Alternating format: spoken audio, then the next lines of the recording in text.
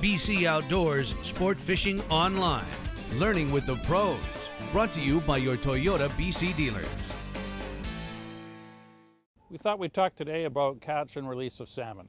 Anybody fishing salmon today needs to know how to properly release a fish, whether it's because of size limits or certain species that you can retain or you can't retain. The most critical thing is to be ready to know how to do it.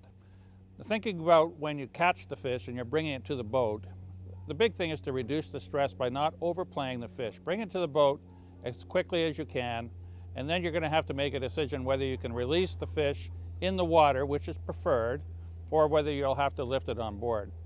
If you're releasing the fish in the water, then learn how to use a gaff to go down the line and to rotate the barbless hook out of the fish without any handling at all in the water. That is by far the best way to do it. If you have to bring it on board, then try to use a knotless soft mesh net and be prepared to remove the hook and get the fish back in the water as quickly as possible, preferably under even 30 seconds.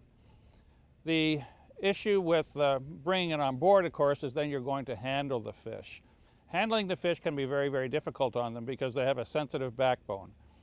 Never grab a fish by the tail and hold it up. Never grab it by the gills and lift it.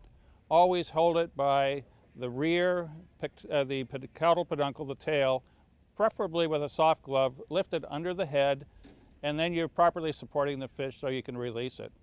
Don't throw a fish overboard. Lift the fish into the water and hold it with your glove hand on the tail, and if it's moving quickly, then you can release it. If it needs to resuscitate itself for a couple of seconds, it will come back, and then you can just release it and it should swim away. If the fish is bleeding and you are legally allowed to retain the fish, that should be done to sustain the resource. Don't release a bleeding fish if you can actually retain it legally. If you're prepared to release fish with the proper equipment and you follow these simple tips, then you can feel good about releasing a salmon because they have a very high likelihood of surviving.